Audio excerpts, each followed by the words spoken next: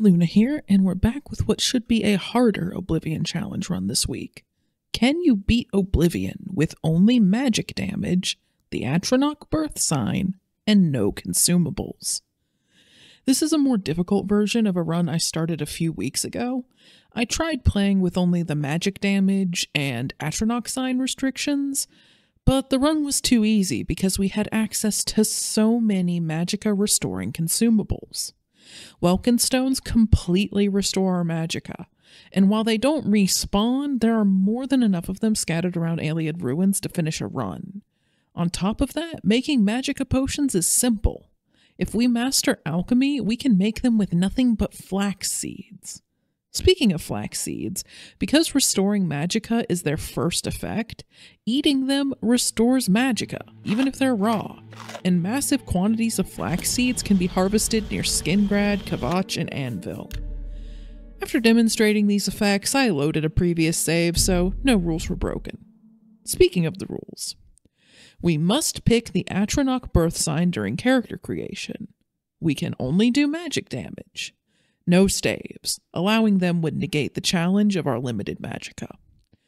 Armor and shields are allowed. Equipping a dagger is allowed because we have to equip a weapon to use a shield, but we cannot attack with the dagger. No consumables except for crafting. We can't drink potions, eat ingredients, or use Welkynd Stones, torches, lockpicks, or repair hammers. Crafting is allowed, so we can brew potions to sell, because I figured making grinding for gold harder was kinda pointless. And we can use soul gems or sigil stones to enchant gear, because to me enchanting is a critical part of magic, and this is a magic-only run. No cheats, exploits, or gameplay mods. Official DLC is allowed. Depending on your definition of exploit, we may have broken or at least bent this rule. More on that later. We're going to play a male high elf because high elves have the most Magicka, and male elves have higher endurance for some reason. High elves are weak to fire, frost, and shock, which means we'll take more damage from elemental magic, but that won't be an issue by the time we're done. We obviously pick the Atronach for our birth sign, which gives us an extra 150 Magicka, 50 spell absorption, and stunted Magicka. This means we have a ton of Magicka and a 50% chance of absorbing any magic cast at us, which, if successful, negates the spell and grants us the Magicka it cost to cast the spell we absorbed. However, this is our only way of regaining Magicka, because we won't regenerate Magicka over time even if we wait, sleep, or level up. For our class, we specialize in magic, so our magic skills will increase faster, and pick endurance and luck for our favorite attributes. Picking intelligence would have given us 10 more Magicka, but increasing endurance early is important, and luck is more difficult to raise outside of character creation and affects a ton of calculations, including the magic cost of all spells. For our major skills, we picked heavy armor. Wearing armor reduces our spell efficiency by a minimum of 5%, making our spells weaker. We need to stretch our Magicka as far as possible, so I considered going without armor, but the only way to get 100% spell efficiency is to wear no armor and no shield. Casting a spell that would be equivalent to wearing a set of steel armor for 1 minute would cost us more Magicka than having 95% spell efficiency would. If we were using ranged magic, we could bank on not getting hit and forego defense entirely, but ranged spells cost more Magicka than touch spells, so getting in close is more Magicka efficient. Using a shield also means we can block, and we can enchant the shield later. We picked Mercantile because I initially planned on visiting Errol's Mysteries to buy enchanted jewelry, which would have required us to have 50 Mercantile. We also picked Armorer, so we had an endurance skill we could pay for training in to level, and Mysticism, Blade, Blunt, and Hand-to-Hand because we had to pick 4 more skills, and I picked ones we wouldn't use to make leveling efficiently easier. In hindsight, I should have picked Destruction because it's easy to avoid raising during level grinding, and the extra skill levels would have made our Destruction spells cost less Magicka. Restoration would have been useful too, but it's harder to avoid raising that skill since a lot of our level grinding involves getting hit by goblins and bandits, and we need to heal somehow. As usual, we head to the market district and sell most of the loot from the tutorial. In this run, that also includes our lockpicks and repair hammers, because I was uncertain if they counted as consumables and banned them to be safe. To be clear, we can have consumables in our inventory to sell, but we can't use them ourselves. If I accidentally open the lockpicking minigame, I must close it without picking the lock, and we can pay smiths to repair our gear instead of using repair hammers. If you're wondering why I'm selling items one at a time, I'm trying to raise our mercantile skill. I was curious if the boost from making mercantile a major skill, plus selling loot this way, would be enough to get the skill to 50 by the end of the run. This first round of trading got us 3 skill points, taking our skill to 28. We stopped by Edgar's discount spells and buy a few basics. Shocking Touch and Burning Touch are the most important ones, but we also grab Protect to grind up Alteration, Fortify Magicka in case we need it for enchanting later, Starlight so we have a light, and Summon Scamp for if we need a distraction. Generally speaking, we will be avoiding summons for this run because their AI is unpredictable at best. If our summon decides to run into a wall or isn't very aggressive, which happens more often than you'd think, then it's wasted Magicka. We head to Skengrind for the usual early game grind with the Sharptoothed Goblins to raise our endurance, although this time it was more difficult than usual because this Legionnaire kept charging in to take out the goblins. We need those goblins to hit us so we can save the world, damn it! Usually this happens once, and then the guard patrols further down the road, but this guy kept running in every time we lured goblins out of the derelict mine. We followed him and found out he was unable to get back on his horse, so we gave him a push and that seemed to fix it so we could continue on and quit ruining our sparring sessions. Although he still seemed a bit off. He kept his sword out while on horseback, and the torch flames seemed to be trailing the wrong way. Anyway, while we're here, let me show you how we're going to get most of our Magicka when we're outside of Oblivion gates. Chapels and way shrines. The blessings they provide restore health and Magicka, so it's better if we don't absorb them, but if we do absorb them, they're still a complete Magicka refill. Chapel shrines can only be used once per day, but way shrines can be used as often as we like. So whenever we need to grind up a magic skill, we can camp next to a way shrine for as much Magicka as we need. Ayleid Wells are also good for refilling Magicka in the wilderness, although they are also only usable once per day. We level all the way to level 4 with the help of the goblins, getting 5 intelligence and endurance and 1 luck each time, by raising a mixture of heavy armor, block, alchemy, and mysticism. We need to level further, but thanks to that over-enthusiastic Legionnaire, we're out of goblins, so we'll have to find other sparring partners. We sell all the potions we've brewed from the plentiful ingredients in this region, which gets us to 32 mercantile. We've got a long way to go. We find a bandit and lead him to a way shrine so we can heal while he helps us raise our heavy armor and block skills. These grinding sessions can take hours, depending on how high a level we need to be and how fast we can max our endurance. Increasing endurance requires grinding block and heavy armor, or training armor, so it takes longer than grinding other attributes, especially since we're limited to enemies we can lure to way shrines for this run, because we need a Magicka source. While we're out here, we visit the Atronach Doomstone, which gives us a greater power we can use to increase our spell absorption by 30 and our intelligence by 10 for 2 minutes once per day. The intelligence buff gives us 20 Magicka, which isn't much, but the spell absorption would give us an 80% chance of absorbing spells instead of a 50% chance. We grind up to level 9, getting 5 endurance and intelligence and 1 luck at each level.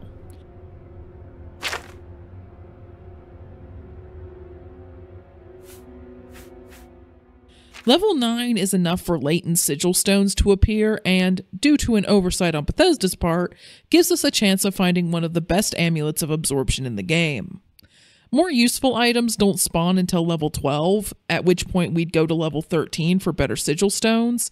Level 17 would get us the best Sigil Stones, and if we got to level 17, we'd go to level 20 for Sorcerer's Rings. So the best stopping points were levels 9, 13, and 20. But our intelligence would be maxed at level 11, and endurance would be maxed at level 12. After that, we would only get a bit of luck and speed each level up. Even with 30 speed and low athletics, we're outrunning enemies because high elves are tall, which increases their movement speed. Strength wouldn't help our damage because we aren't using melee weapons, and as much as my loot goblins hate to hear it, we don't need to carry more. Agility doesn't do much since we aren't using bows. Removing attack and evasion really nerfed agility. It was important in Morrowind. Personality is always useless. Willpower is useless for us because it only affects Magicka regeneration. The loading screen that says it boosts magic resistance is wrong. That was true in Morrowind and Daggerfall, but Bethesda got rid of that effect and forgot to nix the loading screen. While better Sigil Stones and the Sorcerer's Rings would be helpful, we can get similar effects with the latent Sigil Stones we already have access to, and we have to factor in that enemies at level 20 will be much stronger than the enemies at level 9, so I decided to stop grinding and get on with the run. We drop off the Amulet of Kings at Waynon Priory and head to the Oblivion Gate in Kvatch.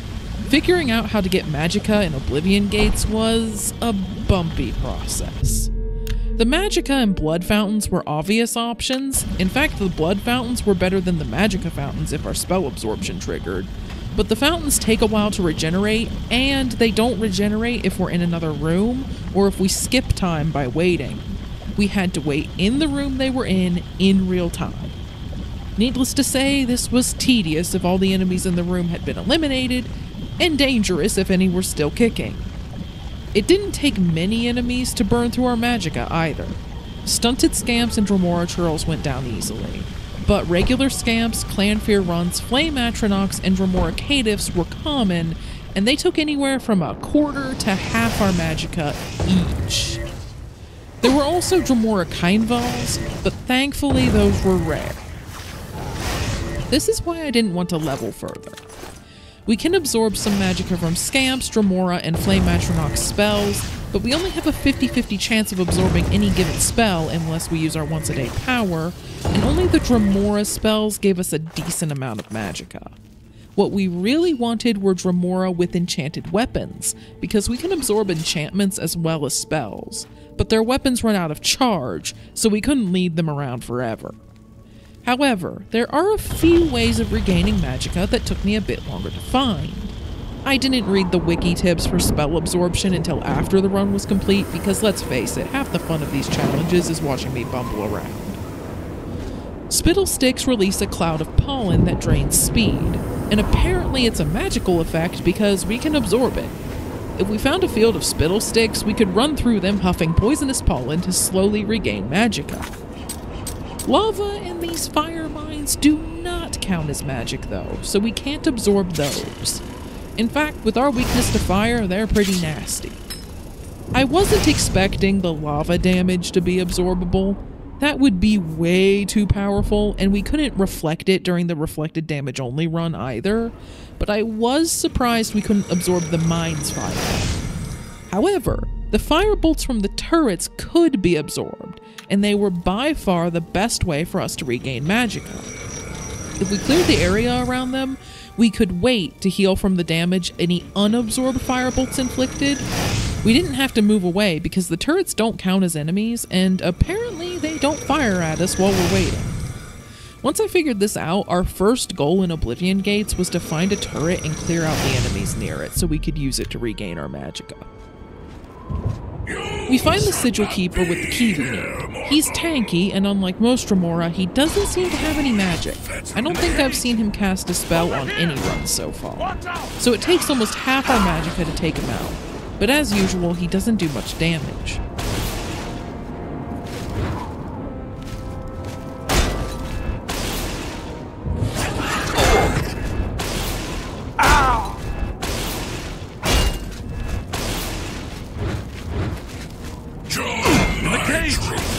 Over here!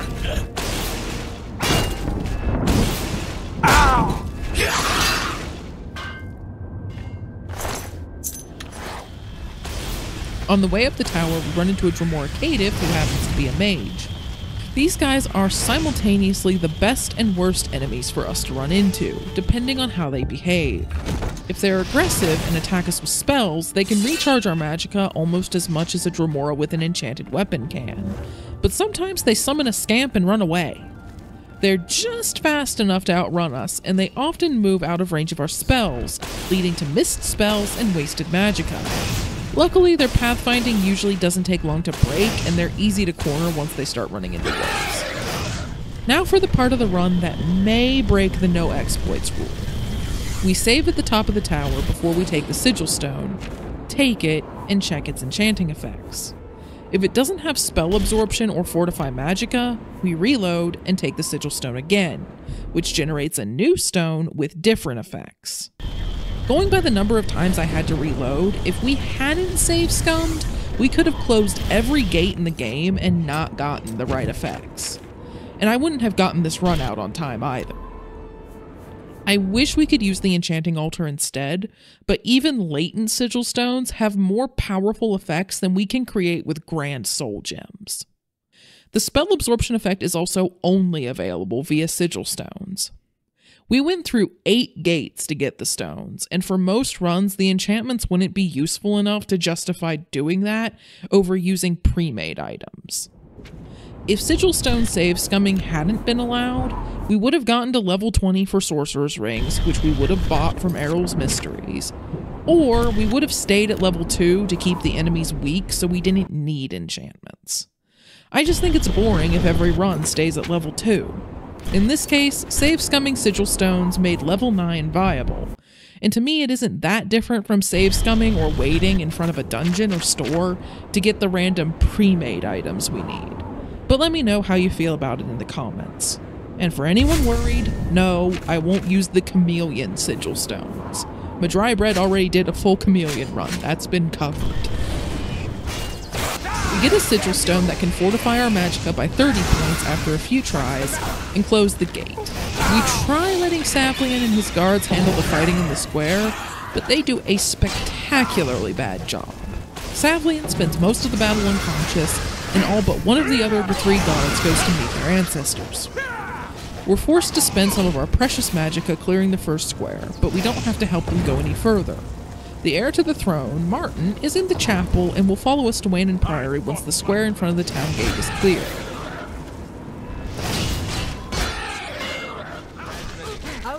We head back to Welkynd Priory only to discover Joffrey has managed to lose the amulet because he thought leaving it in his closet was good enough to keep it hidden from the cultists who took out the Emperor. And we take Martin to Cloudruler Temple so the Blades can hopefully do their job and keep him safe while we search for the stolen amulet. I love how Martin stares at us the whole time the Blades are hailing him as the Dragonborn, like he can't believe we're leaving him with these people. We head to the Imperial City to track down the cult that stole the amulet. To do that, we need to find 4 books that will point us to a well-hidden map to their shrine. But first, we visit the Red Diamond Jewelry Shop in the Market District to purchase 2 rings and an amulet to enchant with Sigil Stones.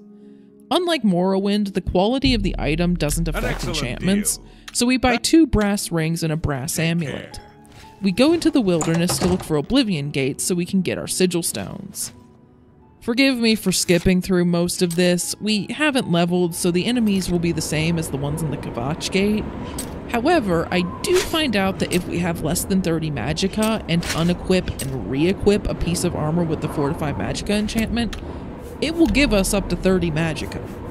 But that negates a major obstacle in this run and is arguably an exploit, so we aren't going to do that.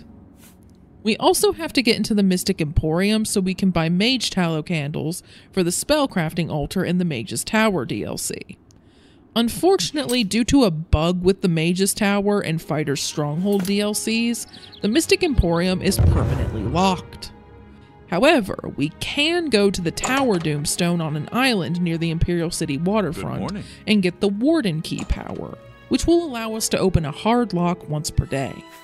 We buy the Mage Tallow candles, go back to the Atronach Doomstone to switch our power back, and head up to our tower to craft some new spells.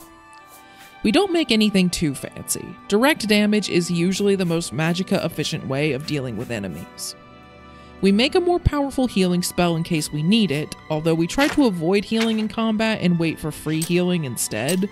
And we make some slightly more powerful fire, frost, and shock spells.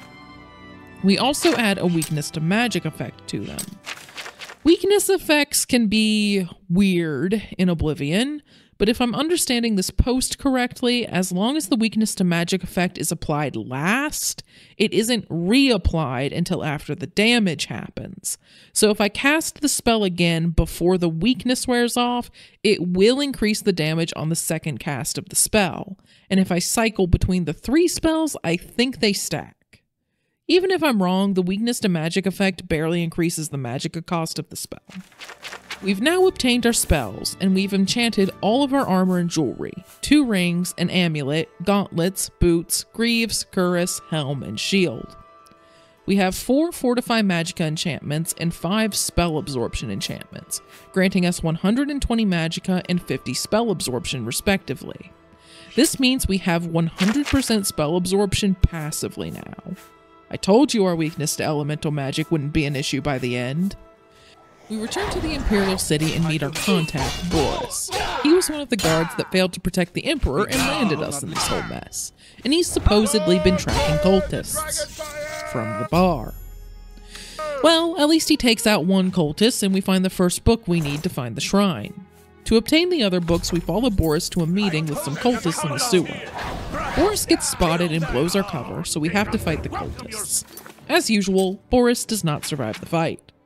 So far, I think he's only made it through this battle once out of 4 runs.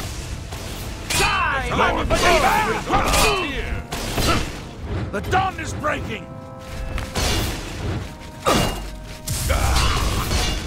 Only the chosen survive the cleansing. I do not fear death. Ow! The dawn is breaking!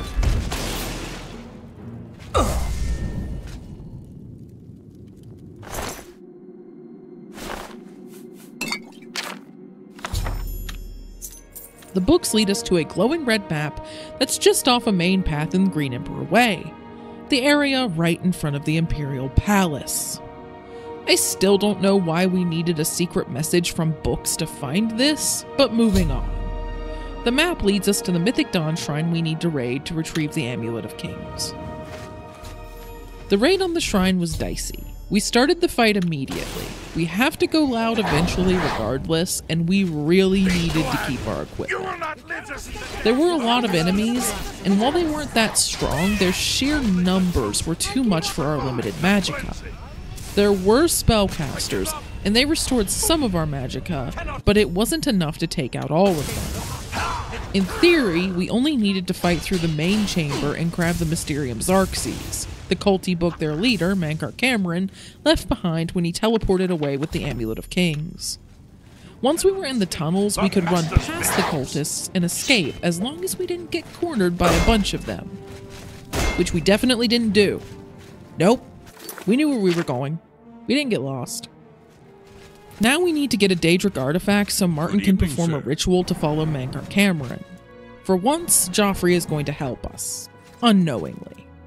We're going to take some Cyrodiilic brandy from his room as an offering to Sanguine. The Castle Leowyn is a dull, dreary place.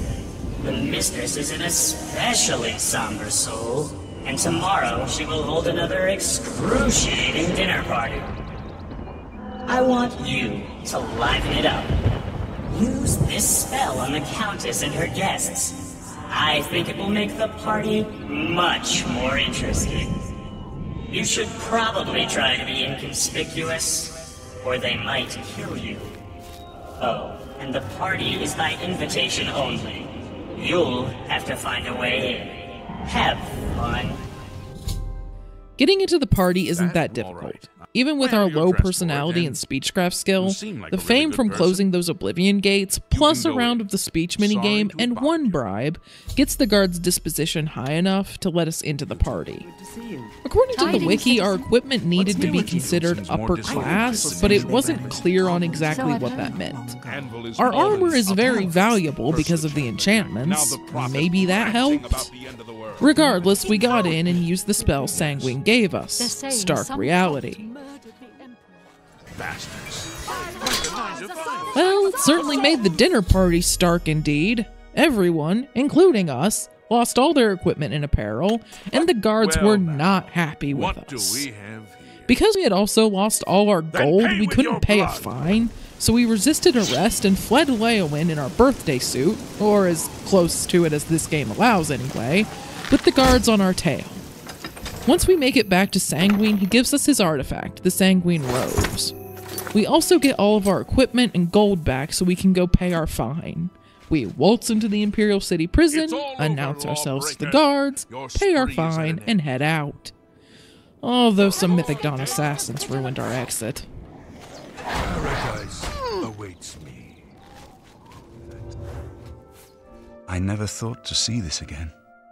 I once possessed it, briefly. A lifetime ago, it seems now. To obtain it and then give it up. I honor your dedication to our cause. Now we have to show Captain Bird how to close Oblivion gates. Hopefully he can keep him out of the run. Getting tired so far. For once, Bird and his guards were useful because we weren't defenseless if we ran out of Magicka. The guards also made it more than 10 steps inside the gate for the first time, although I have no idea what happened to this one. Did the Clanfear Runt use Destiny Bond or something? We find an Amulet of Absorption on a Dremora Kindval just outside the Sigil Tower. This is the amulet we were hoping to find. It has the most powerful spell absorption effect available for random loot, because its effect was swapped with the one that was meant for the Grand Amulet of Absorption.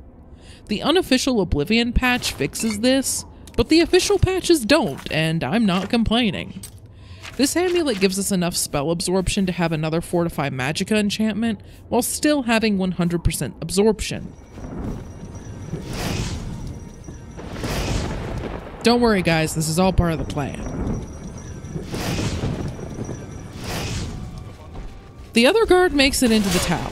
I think that's the first time either guard has made it that far, but he also lost an argument with a Clanfear Runt. Birds don't seem to know how to deal with those. I don't think Bird went unconscious even once though, so this time he might actually remember how to close Oblivion gates instead of a concussive haze. Next we have to get Tiber Septim's armor from Sancretor. The ghosts haunting the ruins are walking Magicka batteries because all of their attacks are frost magic based, and we have 100% spell absorption. So we have no trouble taking out the 4 undead blades so their spirits can dispel the barrier.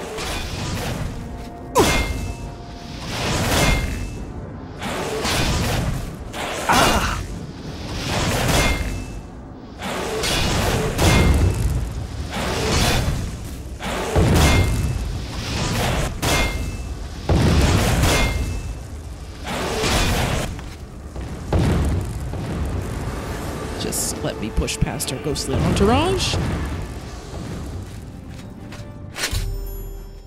Instead of taking the armor back to Martin, we head to Miskarken. Unlike Sancretor, which is locked until Joffrey gives us a key, we can go to Miskarken and get the Great Welkynd Stone at any time, so we may as well get it now. In our case, the Lich guarding the Great Welkynd Stone took out most of his zombie minions with his own fireballs and recharged our Magicka at the same time. We were made to destroy this boss. Which is good, because without lockpicks, obtaining his key was mandatory. He reflected some of our spells, and reflected spells can't be absorbed. But our spells were made for efficiency, not raw damage, so even with our elemental weaknesses, we could survive having them reflected back at us, as long as we had Magicka to heal, which the Lich helpfully provided. You are a wonder. Not only the hero of Kavach, but the master of Miskarken as well. We return to Martin with Tiber Septim's armor and the Great Welkynd Stone. Bethesda doesn't often add alternate dialogue in my experience, but we can tell Martin we already have the Great Welkynd Stone, and he has a unique response. Neat. Unfortunately, it seems to break Martin's armor change for the battle for Bruma. He's supposed to put on a suit of Imperial Dragon armor at some point between us giving him the armor of Tiber Septim and returning with the Great Welkynd Stone. I thought he would just switch to the armor instantly, which would have been funny in its own right, but in reality it was more broken than that because he didn't put on the armor at all. He stayed in his priest robes instead. We even fast traveled to Shadenhall to purchase a water walking spell, and he was still in his robes when we got back to Bruma to start the battle to obtain the Great Sigil Stone. Oddly enough, this was still the closest to normal I've ever seen this sequence of Martin walking out to the battlefield play out, because on the other runs he never showed up to the chapel, so we didn't get to watch him walk out of Bruma while the citizens awkwardly shout his name at the top of their lungs.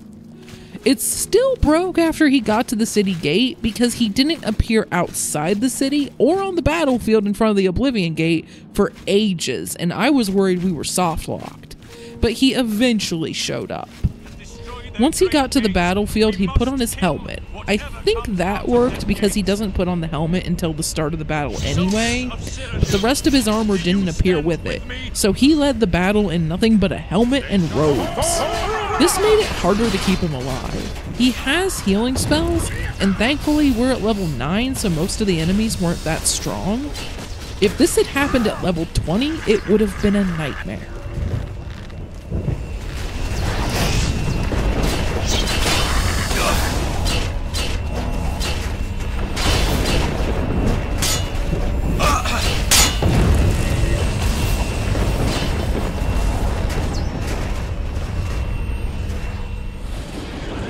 Once we enter the Great Gate, Martin goes back to being essential, so we don't have to worry about protecting him. With the tiny amount of Magicka we have left, we use the water walking spell to sprint across the lava and skip some of the obstacles on the way to the Sigil Stone Tower. And we find out that even the siege engine's fireballs are just Magicka to us. Seriously, we stand in its line of fire for super fast Magicka refills. We also managed to make this jump even though we have low speed, athletics, and acrobatics. Maybe the higher movement speed from our height helped here too?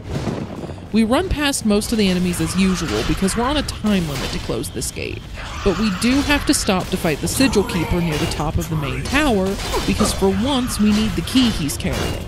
Normally we just pick the lock on the Sigil Chamber, but that wasn't an option and I forgot to switch to the Tower Doomstone or get an open spell. At least the Sigil Keeper is right next to the door. It would have been bad if I had to go looking for him. With that, we run to the Great Sigil Stone and take it, closing the Great Gate.